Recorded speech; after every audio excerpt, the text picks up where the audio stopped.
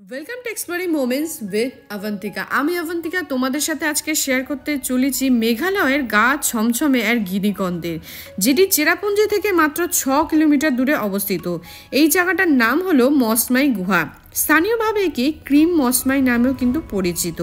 চেরাপুঞ্জি বা শিলং থেকে সবাই এখানে কিন্তু সাইট সিনে আসে। এই টোটাল গুহাটার কিন্তু দৈর্ঘ্য আসলে 250 মিটার, তবে পর্যটকদের জন্য খোলা কেবলমাত্র 150 মিটার। বহু বছর ধরে চুনাপাথরের জল পড়ে পড়ে এই গুহার ভিতরে অপূর্ব ভাস্কর্য সৃষ্টি হয়েছে। সেইগুলো কিন্তু আমি আজকে দেখব এবং তোমাদেরকে দেখাবো। যেগুলো সৃষ্টি হয়েছে সেগুলো হলো স্ট্যালেকটাইট এবং স্ট্যালেকমাইট। স্ট্যালেকটাইট হচ্ছে ছাদ থেকে যেগুলো ওপর থেকে নিচে নেমে আসে, এবং স্ট্যালেকমাইট হচ্ছে মেঝে থেকে যেগুলো ওপর দিকে উঠে আসে। এই দুর্দান্ত অভিজ্ঞতা কিন্তু শেয়ার করেছি আজকে এই ভিডিওর মাধ্যমে।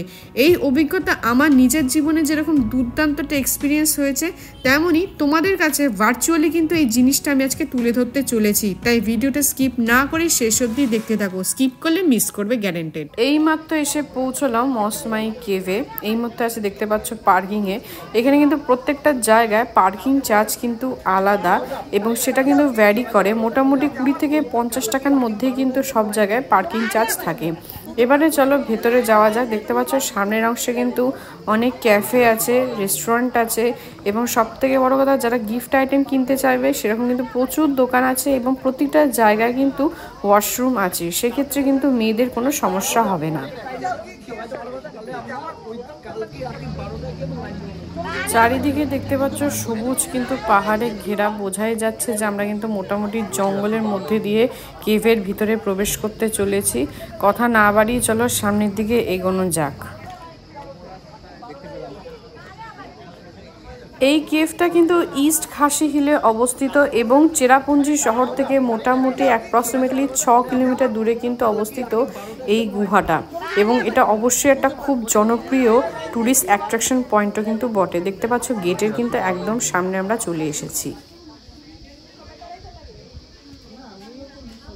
দেখতে পাচ্ছ এখানে কিন্তু লেখা আছে টিকিট প্রাইস। এখানে অ্যাডাল্টের টিকিট প্রাইস 30 টাকা, চিলড্রেন বিলো 10 ইয়ার্স 10 টাকা, শুটিং ফিল্ম হচ্ছে 1000 টাকা, ভিজিটিং টাইম সকাল 9:30 থেকে বিকেল 5:30 পর্যন্ত। আর এই হচ্ছে গাইড ম্যাপ। দেখতে পাচ্ছ আমরা কোথা থেকে ঢুকবো এবং কোথা থেকে বেরোবো। লেন্থ হচ্ছে 150 মিটার এবং ডিপ কিন্তু হচ্ছে 40 মিটার, মানে অ্যাপ্রক্স 131 ফিট। দুর্দান্ত, কিন্তু ম্যাপটা কিন্তু একদম মাথায় রাখতে হবে, সেই অনুযায়ী কিন্তু আমরা তাহলে ঘুরতে পারবো। এই দিক হচ্ছে এক্সিট গেট, আমরা এই দিক দিয়ে ঢুকবো, এই দিক দিয়ে বেরোবো, যেটা ম্যাপে দেখলাম। এই দেখো এন্ট্রেন্স। চলো এবার টিকিটটা কেটে নিয়ে সামনের দিকে এগোনো যাক।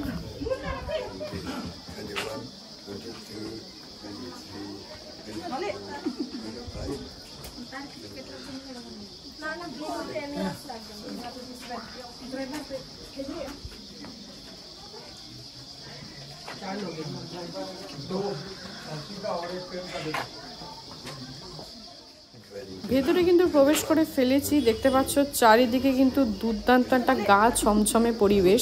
ভেতরটা কিন্তু বেশ ঘন জঙ্গল, সূর্যের আলো কিন্তু ভেতর অব্দি প্রবেশ করছে না, যেটা অলরেডি তোমরা বুঝতে পারছো। হ্যাঁ, অ্যামাজনের মতন জঙ্গল না হলেও মোটামুটি ঘন জঙ্গল, এবং চারিদিক থেকে কিন্তু ঝিঝি পোকা ডাকছে। এবং এই যে কেভটা, এটা কিন্তু নিজেরই কিন্তু ন্যাচারাল একটা ওয়ান্ডার, প্রকৃতিগতভাবে তৈরি হয়েছে। যদিও এই সিঁড়ি রেলিং এগুলো মনুষ্য দ্বারা সৃষ্টি হয়েছে, কিন্তু আসল যে গুহাটা সেটা তো ন্যাচারালি তৈরি হয়েছে। দেখতে পাচ্ছ চারিদিকে পরিবেশটা কিন্তু খানিকটা এরকম, চারিদিক থেকে কিন্তু ঝিঝি পোকা ডাকছে। দুর্দান্ত একটা এক্সপিরিয়েন্স কিন্তু করতে চলেছি আমরা। চলো সামনের দিকে এগোনো যাক।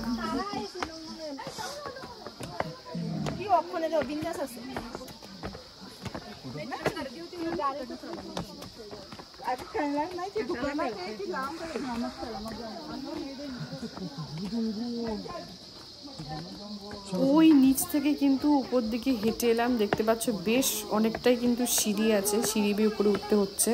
চারিদিকে ঘন জঙ্গল। এই দেখো সামনে কিন্তু অলরেডি কেভটা খানিকটা দেখা যাচ্ছে। চলো এবার সামনের দিকে উঠিয়ে দেখতে পাচ্ছি যে কেভগুলো এখানে আছে, এখান দিয়ে কিন্তু রেলিং করে দিয়েছে। পৌঁছে গেছি কিন্তু গন্তব্যস্থানের একদম সামনে। দুর্দান্ত কিন্তু লাগছে, দেখো জাস্ট কেভটা দেখো। ভেতরে ঢোকার আগে জাস্ট ফার্স্ট ইমপ্রেশনটা হচ্ছে খানিকটা এরকম, দুর্দান্ত কিন্তু লাগছে।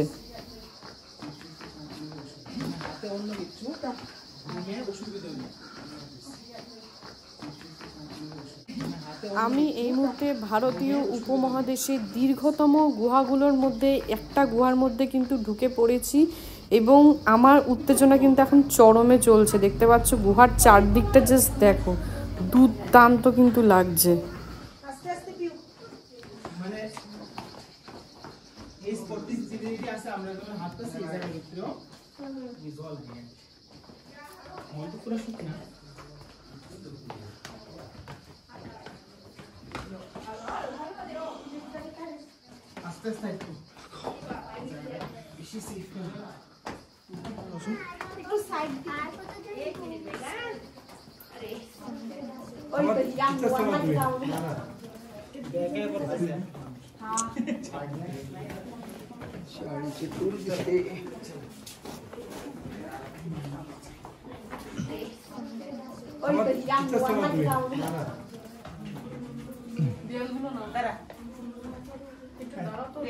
গুহার একদম ওপরের অংশটা কিন্তু খানিকটা এইরকম দেখতে। আরেকজনকে দেখতে পাচ্ছ, সে কিন্তু আমারই মতো একজন ট্যুরিস্ট। সে কোথায় উঠে সে কিন্তু এখন ফটোগ্রাফি করছে।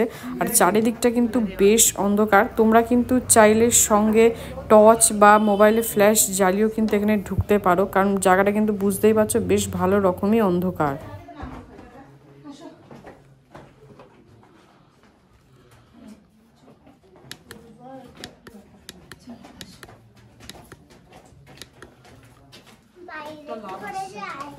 এইদিকে হেঁটে হেঁটে যাবে।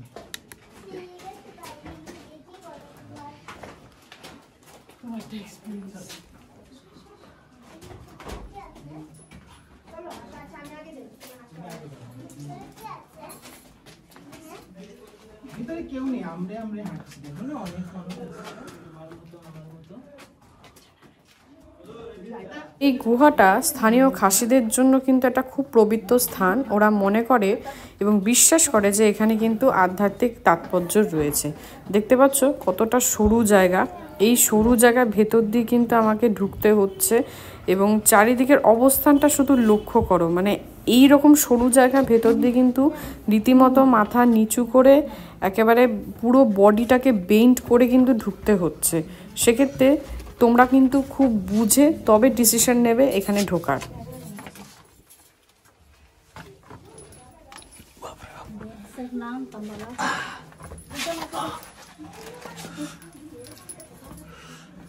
দেখো কিভাবে যেতে হবে। ওই সরু জায়গাটা দিয়ে কিন্তু রীতিমতো হামাগুড়ি দিয়ে এই পর্যন্ত আসলাম। এবার এই ভেতর দিয়ে কিন্তু যাব। এখানে কিন্তু দাঁড়ানোর কোনো অপশন নেই।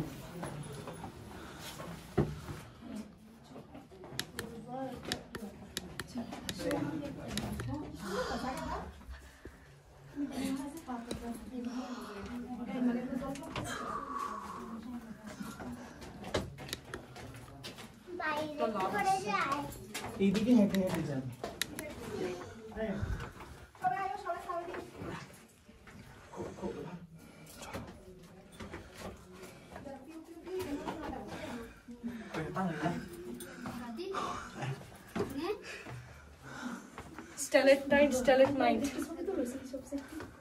এই পুরো গুহাটাই কিন্তু স্ট্যালেকটাইট এবং স্ট্যালেকমাইট সহ আশ্চর্য শিলা দ্বারা পুরো প্রাকৃতিকগতভাবে কিন্তু এই গুহাটা তৈরি হয়েছে।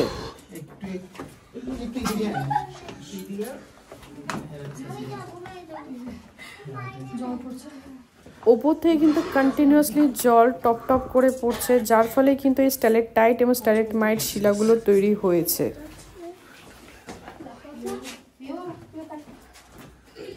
উপরের অংশে পুরো জল।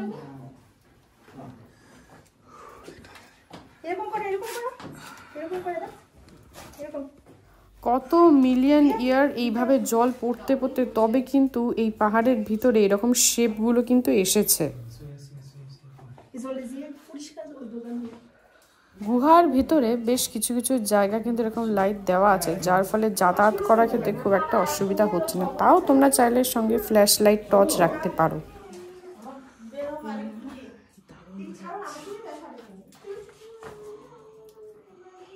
এই হচ্ছে গুহার ভেতরে আসল সৌন্দর্য। দীর্ঘদিন ধরে জল পড়তে পড়তে তবে কিন্তু এই ন্যাচারাল বিউটিটা সৃষ্টি হয়েছে।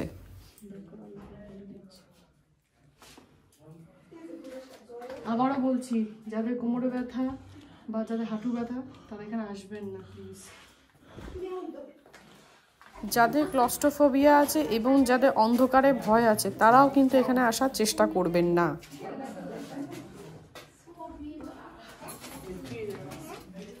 ভিতরে কেউ নেই, আমরা হাঁটছি দেখুন না।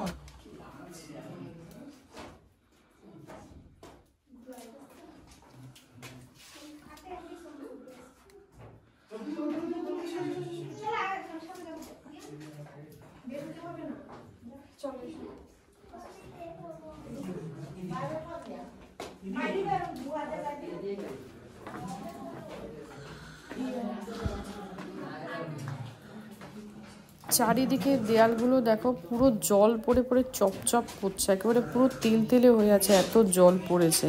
আশা করি এখানে তোমরা খুব ভালো মতন বুঝতে পারছো যে উপর থেকে কিন্তু কন্টিনিউয়াসলি জল পড়ছে।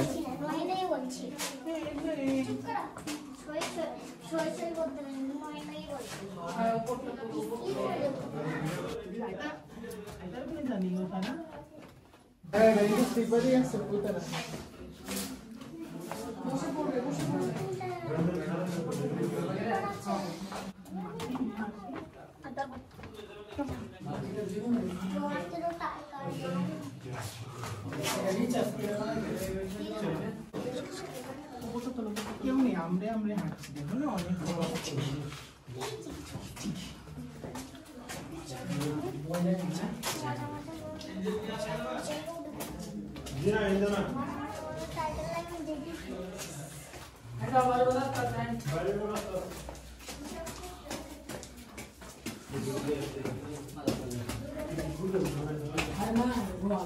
এই জায়গাটায় দেখো কিভাবে আমাকে ঢুকতে হচ্ছে।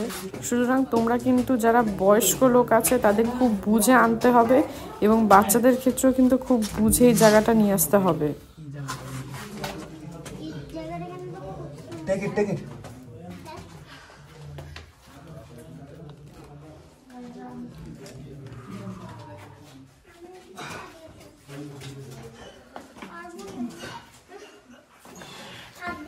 আশা করি তোমাদের বোঝাতে পারছি। আমার সঙ্গে একটা লাইট আছে, তো সেই কারণে কিন্তু যতটা সম্ভব হয় তোমাদের দেখানোর চেষ্টা করছি। ভেতরে যা লাইট আছে তাতে কিন্তু হাঁটা সম্ভব, তবে ক্যামেরাতে খুব ভালো আসাটার খুব একটা সম্ভাবনা নেই যদি না সেখানে লাইট ব্যবহার করা হয়। আমি কিন্তু কোনো রকম আর্টিফিশিয়াল কিছু দেখানো পছন্দ করি না, যতটা সম্ভব ন্যাচারাল জিনিস দেখাতে পছন্দ করি। এটা ন্যাচারাল যা রূপ এতটা সুন্দর সেটা সত্যি ভাষায় প্রকাশ করা মুশকিল, তবে ভেতরে কিন্তু ভালো রকমই অন্ধকার আছে, সে কারণে দেখানোটা একটু ডিফিকাল্ট হয়ে পড়ছে।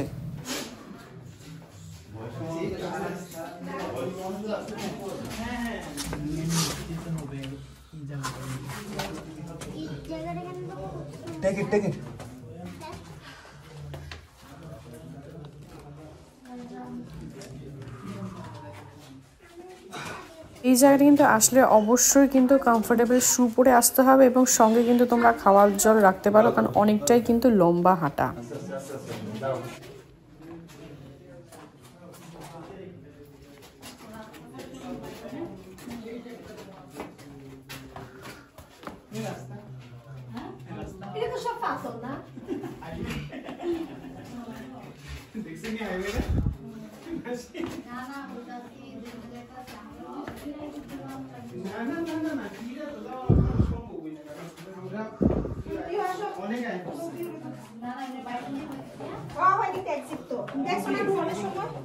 আচ্ছা, তোমাদের জানিয়ে দিই এই ভিডিও ক্যামেরার কিন্তু পুরোপুরি দায়িত্ব চলে গেছে আমার গাইড কাম দাদা অনুকূলদার হাতে। যথেষ্ট দক্ষতার সাথে কিন্তু ভেতরে আমাকে প্রবেশ করিয়েছে, ক্যামেরা ধরছে, মানে থ্যাঙ্কস টু হিম।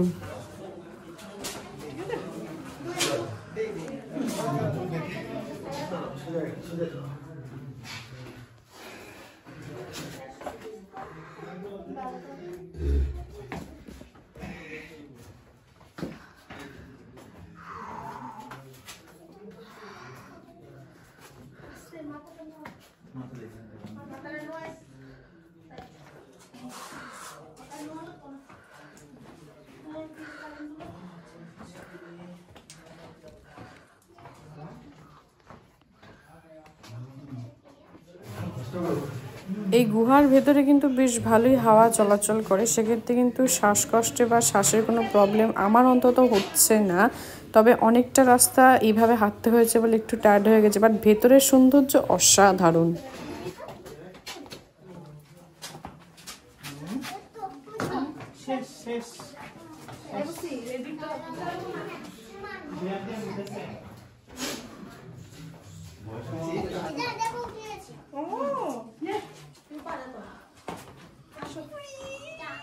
চলে এসেছি গুহার একদম শেষ পর্যায়ে। আর গুহায় শেষ পর্যায়ে কিন্তু খুব সুন্দর একটা অংশ আছে, উপরে কিন্তু এরকম একটা ফাঁকা অংশ আছে এবং উপর থেকে কিন্তু সূর্যের আলো এসে পড়ছে, যার জন্য কিন্তু জায়গাটা দেখতে অসাধারণ লাগছে। মানে গুহার এই শেষ অংশটা কিন্তু দুর্দান্ত লাগছে।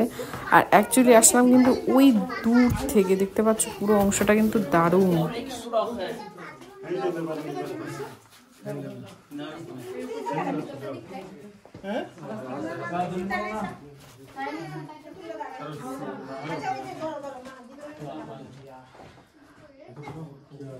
গুহার কিন্তু আরেকটা অংশ ওই দিকে যাওয়া যায়, তবে ওইখানে যাওয়ার কিন্তু নিয়ম নেই এবং ভেতরে কিন্তু একজন বসে আছেন যাতে কেউ ভেতরে না যায় দেখার জন্য।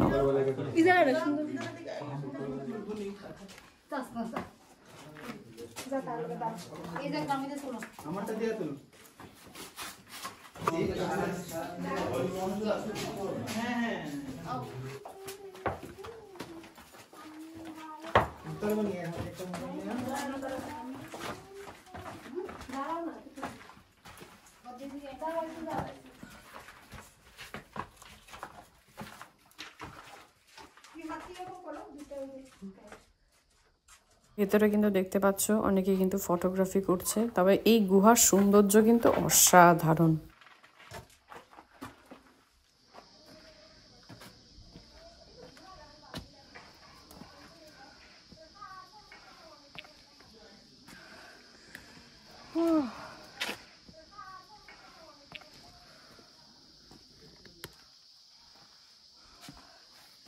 আমি বারবার একটা কথা বলছি আপনাদের, যাদের হাঁটুর সমস্যা, ক্লস্ট্রোফোবিয়া, কোমরে ব্যথা, তারা কিন্তু দয়া করে এই কেভটা ট্রাই করবেন না, কারণ এটা কিন্তু শরীরের পক্ষে সবাই নিতে পারবে না। অনেক বয়স্করাই আছে যারা নিতে পারছে না, মাঝ রাস্তায় কিন্তু ব্যাক করছে। আর এটা কিন্তু মোটামুটি এমন একটা জায়গা যেখানে লিটারালি আপনারা অলরেডি ভিডিওতে দেখে নিয়েছেন, আমাকে হামাগুড়ি দিয়ে বসে ওইভাবে আসতে হচ্ছে। তো খুব বুঝে তবে কিন্তু এই কেভটা আসবেন, তা নাহলে আপনারা স্বচ্ছন্দে অ্যাভয়েড করতে পারবেন। হ্যাঁ, যারা অবশ্যই অ্যাডভেঞ্চার প্রেমী তারা এটা আসতেই পারেন। ওই যে কেভের বাইরের বেরোনোর রাস্তা, আর এই দিক দিয়ে কিন্তু আমাদের সিঁড়ি দিয়ে নিচে নামতে হবে। চারিদিকে দেখতে পাচ্ছ ঘন একটা জঙ্গলের মতন পরিবেশ। দুর্দান্ত কিছু অভিজ্ঞতা, দুর্দান্ত কিন্তু একটা এক্সপিরিয়েন্স নিয়ে কিন্তু এখান থেকে বেরোচ্ছি, যেটার অভিজ্ঞতা হয়তো আমার নিজেই আমি তোমাদের সাথে শেয়ার করেছি ভিডিওর মাধ্যমে, কিন্তু যেটা ফিল করেছি সেটা তো তোমাদেরকে আমি ভিডিওর মাধ্যমে দেখাতে পারিনি। সেটা কিন্তু একান্তই নিজে না আসলে তোমরা এখানে বুঝতে পারবে না। এবং চারিদিকে পরিবেশটা দেখো, ঝিঝি পোকা ডাকছে, এখন অলমোস্ট বিকেল হতে যাচ্ছে। দুর্দান্ত একটা এক্সপিরিয়েন্স সঙ্গে করে নিয়ে কিন্তু আমি ফিরে যাচ্ছি। এবং এই যে জায়গাটা যাদের পক্ষে সম্ভব আসা, আমি বলবো ডেফিনেটলি কিন্তু এই জায়গাটা তোমরা ভিজিট করো। এই কেভটা যে দিক দিয়ে কিন্তু ঢুকিয়েছে সেদিক দিয়ে কিন্তু বার করছে না, সম্পূর্ণ অন্য দিক দিয়ে কিন্তু বার করেছে। সুতরাং যারা গাড়ি করে আসবেন অবশ্যই ড্রাইভারকে বলে দেবেন, অথবা ড্রাইভারও হয়তো আপনাদের বলে দিতে পারে।